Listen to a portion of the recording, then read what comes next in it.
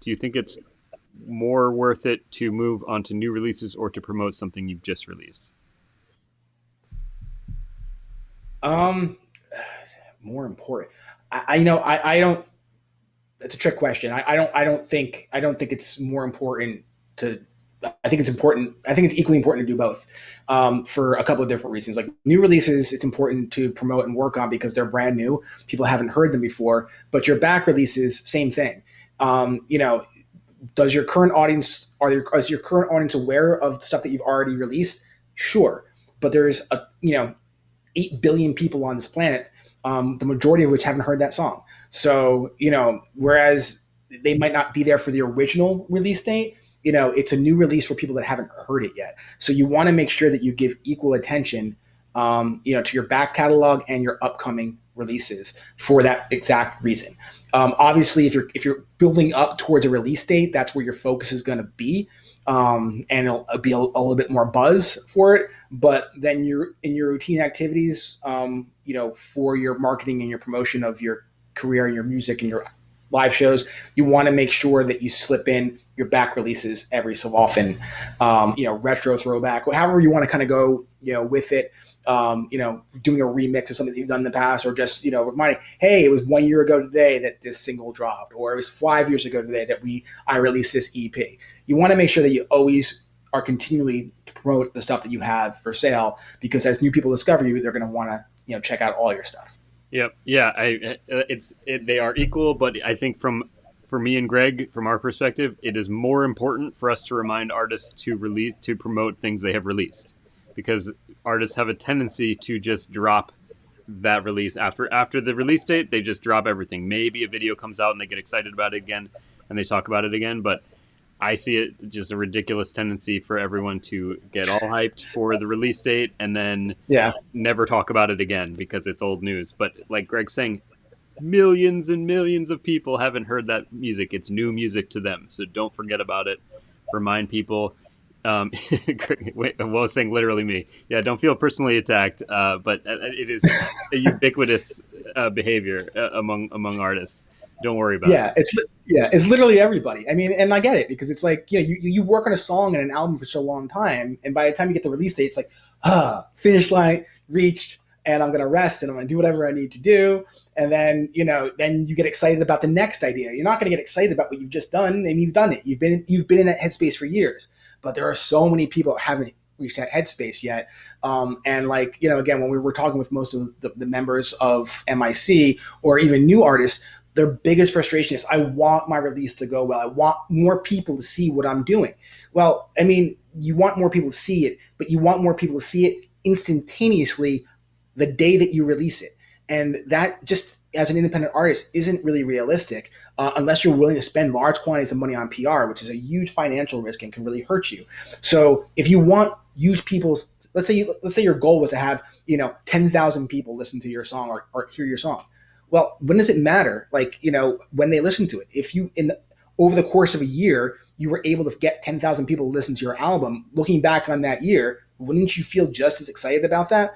Looking back, wow, I got 10,000 people over the course of this past year to listen to my song. Maybe only 1,000 people listened to it on the day of the release, or within the first couple of weeks of the release. But because of your continual promotion and you trying different things and playing different shows and collaborating with different artists, you were able to keep that buzz going to the point where you actually made your mark. Like, that's important. Like, that is a success, and you need to have that drive. That's why we always stress about setting goals for what it is you're trying to do. Because when people come to us and say, hey, I need to make my music release more successful, well, what does that mean? What are you trying to do? Are you trying to make more sales? Are you trying to get more people to hear it? Or are you trying to get more press coverage? What specifically do you want as a result from the song? If it's all three, great. Set very specific goals for that, and then work towards maintaining it. Just because you don't reach it on the release date doesn't mean you give up. You keep working it until you get to those marks. And what will happen from that is, once you're able to attain the numbers or response that you want to get for that release, the next release that you have is going to be easier to make those marks, because now you've made the inroads to actually reach that level of success, and you've connected with the people that helped you get there. So I think we always say that artists, in addition, is like, hey, I want, to have 10,000 people listen to whatever. Great. Get out there and start building your email list, because I guarantee you, if you have, thousands of people on your email list, it's going to be way easier for you to make that mark than you just hoping 10,000 people are going to discover it. So, just kind of keep those things in mind as you're working on your releases and promoting things digitally. Yeah, Tennille actually said something I was going to touch on. Then play the song 1 billion times until it's stuck in everyone's head. Hashtag win, hashtag slow burn. And yes, I mean, think about your own behavior in terms of how advertising works on you. Like when you see ads in the subway or when you see people post about stuff online, it takes like 3 or 4 or 5 times before you see it, before you act on that. You kind of like, or every time you're reminded, oh, wait, yeah, I do have to do that. Oh, yeah, I should do it. It's like you can't just put one post and then forget about it. It doesn't sink in. You need to kind of like continually coax people into acting. It's not going to be like one and done. I see it, I act on it. It's like you need to continue that campaign. That's why people make that beat by an entire month on the subway, like every billboard in the subway. It's like people need to see it constantly. I think the rule is actually like, for like, you have to hear or see something 7 times before it gets committed to memory, or something along those lines. So it's like, think about that concept. Like you have to like just keep putting it out there, because you never know when someone's going to discover and it really sink in, for that. And then Greg, your point about what are you looking to accomplish is huge. I mean, that's everything. It's like, what is success to you? What are you like? We talk about music as your marketing. It's like your music is a means to an end. It's what are you using it for? Are you collecting email addresses? Are you trying to sell things?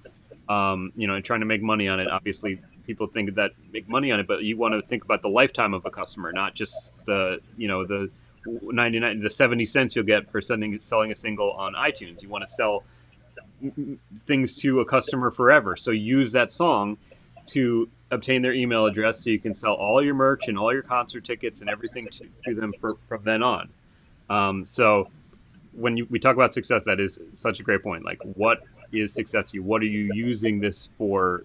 To what end? What are you looking to accomplish? Yeah, and the same thing goes through. We're not just trying to hit you guys with that kind of stuff, but like we have to take that advice ourselves. Like we have goals. Like we want to have a certain amount of MIC members, and all those kind of things. But if we're not trying to go after a specific number and just saying, hey, we want to sell our program to musicians and help them with whatever, like that's not the goals that we need to be setting for ourselves, because they're just not tangible. Like we need to have very firm, clear numbers on what it is we're trying to accomplish. And then we need to work that problem, figure out how we're going to get that many people to sign up, or how many people we can to get to like meet with us and talk with us about their music careers. So that we can eventually bring them into like our community and really work with them and develop the network of artists that we want to be able to, develop, so we can help them. And like, so like it's true of any business that's out there. You need to have very clear goals, what you're working towards, and then you need to work on them until you reach those marks, so that you're, increasing what you're doing each time and bettering your business and bettering your, relationship with your audience. That way, if for all your future endeavors, it will make future releases easier because you've already done the hard work on the previous release, and you can build on that every single time that you do it. Thanks for watching. If you're looking for expert help with your music career, schedule a call with us today, or you could enroll in one of our free artist development programs. The link for both can be found in the description below. And please don't forget to subscribe. Your support really matters, and we appreciate any help that you can give to the work that we do. Have a great day.